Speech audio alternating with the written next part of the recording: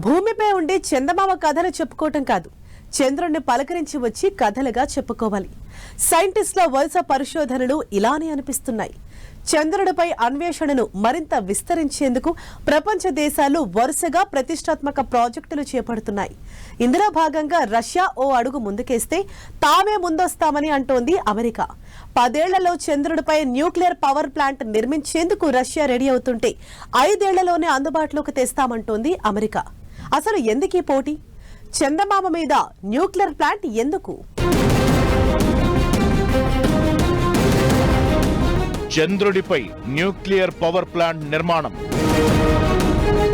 పోటీ పడి ప్రకటనలు చేస్తున్న రష్యా, అమెరికా 2036 నాటికి పవర్ ప్లాంట్ తెస్తామంటున్న రష్యా 2030 నాటికే నిజం చేస్తామని అమెరికా ప్రకటన. అసలు చంద్రుడిపై న్యూక్లియర్ ప్లాంట్ ఎందుకు? అసలు ఆ పవర్ ప్లాంట్ తో ఉపయోగమేంటి? ఈ ప్రాజెక్ట్ రష్యాకు ఎందుకు ప్రతిష్టాత్మకం? చంద్రుడి మీద పరిశోధనలకు ప్రపంచ దేశాలు చేస్తున్న ప్రయోగాలు అన్ని ఎన్ని కావు. పోటీలో రష్యా మరో కీలక అడుగు వేసేందుకు రెడీ అవుతోంది. జాబిల్లిపై రాబోయే 10 ఏళ్లలోనే విద్యుత్ కేంద్రాన్ని ఏర్పాటు చేయాలనే లక్ష్యంతో ప్రణాళికలు రూపొందిస్తోంది. తమ లూనార్ ప్రోగ్రామ్ కు అవసరమైన విద్యుత్తో పాటు రష్యా, చైనా సంయుక్త పరిశోధన కేంద్రానికి నిరంతర విద్యుత్ సరఫరా చేయడమే ప్రాజెక్టు ప్రధాన ఉద్దేశమని తెలిపింది. రష్యా ప్రభుత్వ ఆధ్వర్యంలోని అంతరిక్ష పరిశోధనా సంస్థ రాస్కాస్మస్ ఈ విషయాన్ని అధికారికంగా ప్రకటించింది. 2036 నాటికి చంద్రుడిపై విద్యుత్ ప్లాంట్ ను ఏర్పాటు చేయాలనే లక్ష్యంతో ప్రణాళికను రూపొందించినట్లు తెలిపింది. ఈ ప్రాజెక్టును అమలు చేసేందుకు రష్యాకు చెందిన ప్రముఖ ఏరోస్పేస్ సంస్థ లావోచికిన్తో ఒప్పందం కుదుర్చుకున్నట్టు వివరించింది.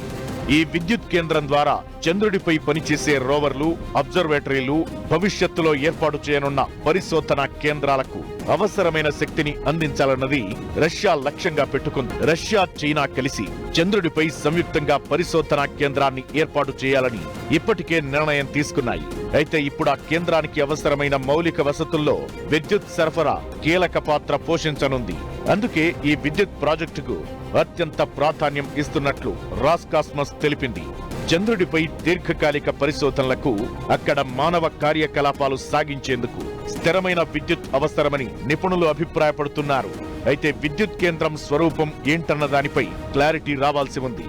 ఇది అణు విద్యుత్ కేంద్రమయ్యే అవకాశాలున్నాయనే ప్రచారం జరుగుతోంది.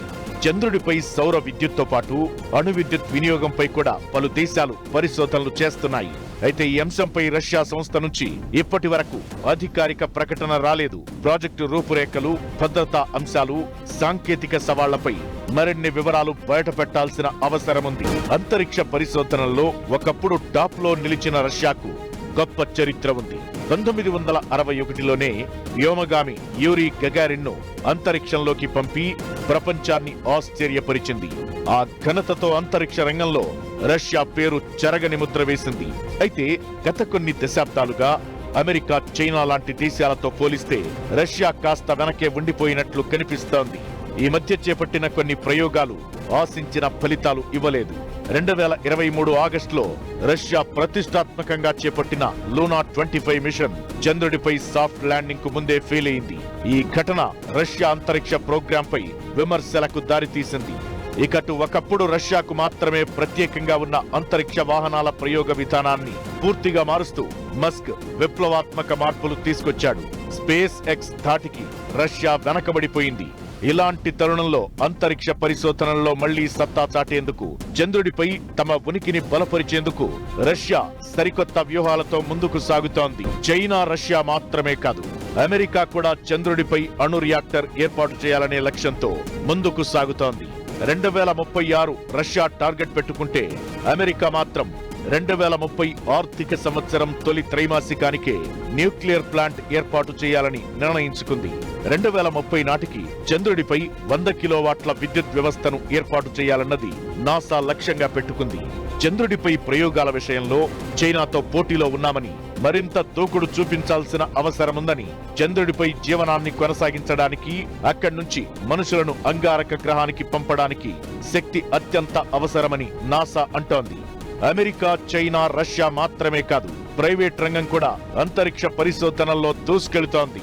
మస్క్ నేతృత్వంలోని స్పేస్ ఎక్స్ వరుస విజయాలతో ప్రపంచ దేశాలకు గట్టి పోటీ ఇస్తోంది. దీంతో చంద్రుడిపై విద్యుత్ కేంద్రం ఏర్పాటు చేయాలన్న రష్యా ప్రణాళిక భవిష్యత్ అంతరిక్ష పోటీలో కీలక మలుపుగా మారే ఛాన్స్ ఉంటుంది.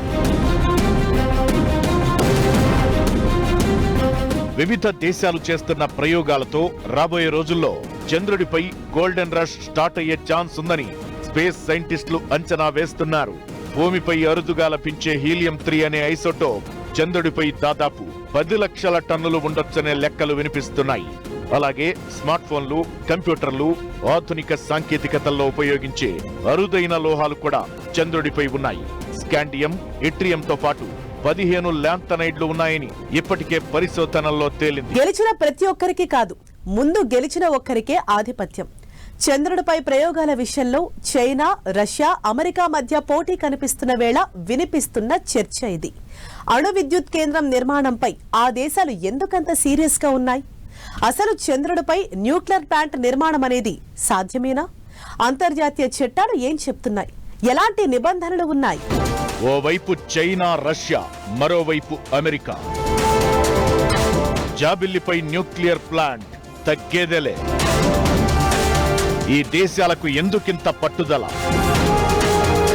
చంద్రుడిపై న్యూక్లియర్ ప్లాంట్ సాధ్యమేనా? అంతర్జాతీయ చట్టాలు ఏం చెబుతున్నాయి? భవిష్యత్తులో అసలేం జరగబోతోంది? చంద్రుడిపై జెండాలు పాతడం, అడుగుల ముద్రలు వేయడం, ఇది ఒకప్పుడు అంతరిక్ష పోటీ అంటే. కట్ చేస్తే ఇప్పుడు సీన్ మారింది. మనిషి మకాం వేరే గ్రహానికి మార్చే రేంజ్ ప్రయోగాలు జరుగుతున్నాయి. ఇప్పుడు చంద్రుడిపై దిగడం పెద్ద మ్యాటర్ కాదు. అక్కడ ఇప్పుడు కొత్తగా ఎవరు నిర్మాణం చేపడతారు అన్నదే అంతరిక్ష రంగంలో భవిష్యత్ ఆధిపత్యాన్ని డిసైడ్ చేస్తుంది. చైనా, రష్యా, అమెరికా పోటీ పడుతోంది దీని గురించే. 2035 నాటికి చంద్రుడిపై అణు విద్యుత్ కేంద్రాన్ని ఏర్పాటు చేస్తామని ఈ ఏడాది ఏప్రిల్లో చైనా ప్రకటించగా వెంటనే ఆగస్టులో అమెరికా రియాక్ట్ అయింది. 2030 నాటికే చంద్రుడిపై న్యూక్లియర్ ప్లాంట్ నిర్మిస్తామని అనౌన్స్ చేసింది. ఇప్పటికిప్పుడు పోటీలా అనిపిస్తున్నా నిజానికి కొన్నేళ్లుగా దీనికి సంబంధించి ప్రయత్నాలు జరుగుతూనే ఉన్నాయి. చంద్రుడిపై అణు రియాక్టర్ అనేది వినడానికి ఓ సంచలనంలా అనిపించినా ఇదేమీ చట్టవిరుద్ధం కాదు. అలా అని ఇప్పుడే తొలిసారి కూడా కాదు. ఇక చైనా, రష్యాతో కలిసి చంద్రుడిపై అణు రియాక్టర్ నిర్మాణ ప్రాజెక్టులో భాగం కావాలని భారత్ కూడా భావిస్తోంది. అంతరిక్షంలో అణుశక్తి వినియోగం అనేది కొత్త ఆలోచనేమీ కాదు. 1960ల నుంచే అమెరికా, సోవియట్ యూనియన్ పరిశోధనా సంస్థలు చిన్న పరిమాణంలో ఉన్న రేడియో ధార్మిక మూలకాలను ఉపయోగించే రేడియో ఐసోటోప్ జనరేటర్లతో ఉపగ్రహాలు, మార్స్ రోవర్లు, వాయేజర్ ప్రోబ్లకు శక్తిని అందిస్తున్నాయి.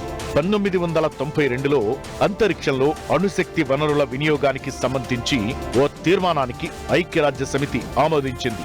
సౌరశక్తి సరిపోని మిషన్లకు అణుశక్తి అవసరమని గుర్తించింది. చంద్రుడిపై అణుశక్తిని సరైన దారిలో ఉపయోగించడంపై ఎలాంటి నిషేధాలు లేవు. అంతర్జాతీయ చట్టాలు కూడా అనుకూలంగా ఉన్నాయి. అయితే వాటిని ఎలా అమలు చేస్తారనేదే కీలకంగా మారింది. అయితే ఇప్పుడు చైనా, అమెరికా, రష్యా మధ్య పోటీకి ప్రధాన కారణం ఆధిపత్యం కోసమే.